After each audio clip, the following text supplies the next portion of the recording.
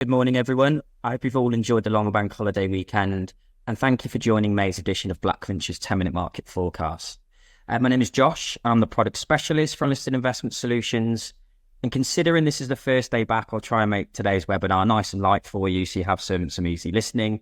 And in terms of the plan of attack for today, I'm going to dig into recent events that's caused market movements over April, as we've had some real changes in macro terms since our last webinar, and I'll weave in some of the forward-looking macro points as we go along.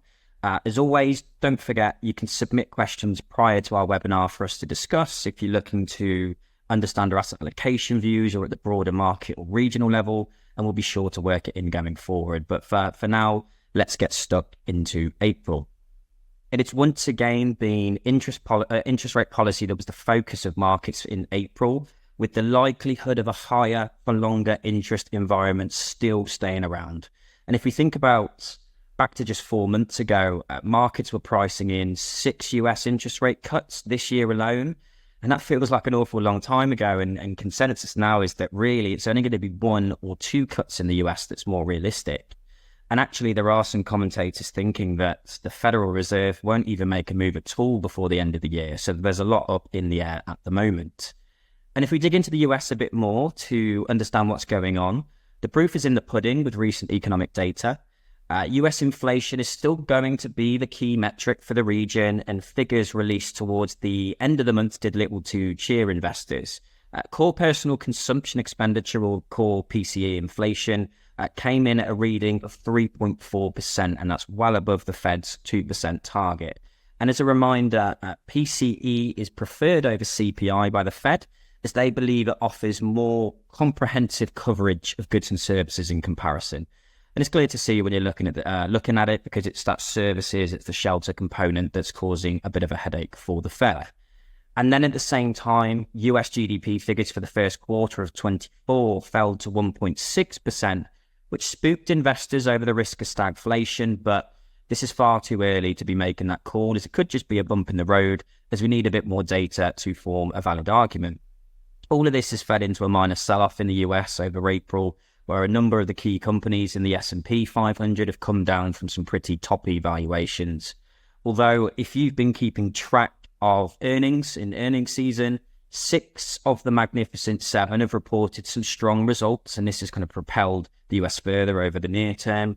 Although the biggie is Nvidia, who always like to be the last ones to report, and they're right at the back end of May. It's the 22nd of May to be exact.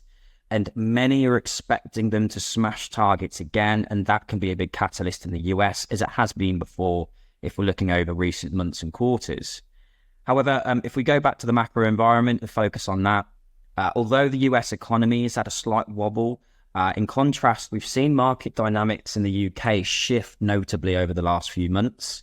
The UK was initially seen as one of the laggards in tackling inflation, with one of the highest inflation figures across developed economies. And the US appeared to be the most likely one to go first in cutting interest rates. However, this has since flipped on its head.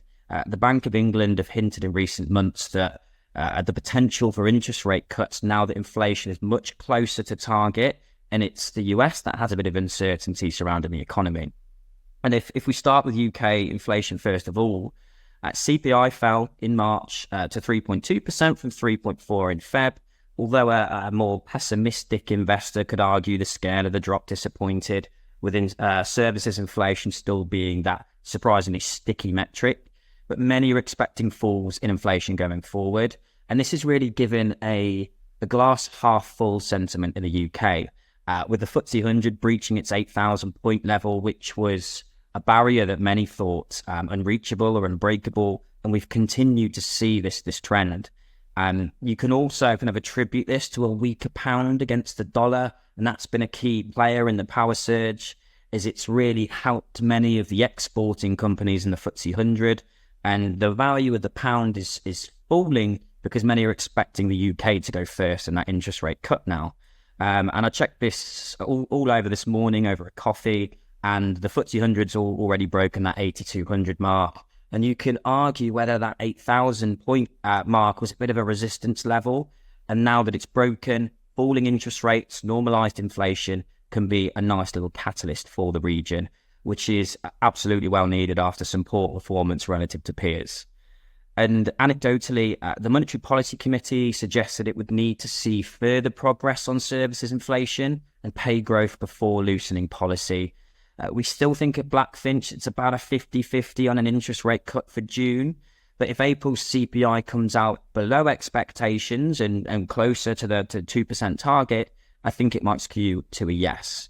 And if we're thinking about the technical recession we're in at the moment, we're already seeing a rebound in economic output as the economy expanded 0.1% in February, matching forecasts, while revisions to January's data show growth to than initially estimated. So it certainly feels like the UK wasn't as bad as many had thought. But we definitely need to see more attractive growth figures to get excited about.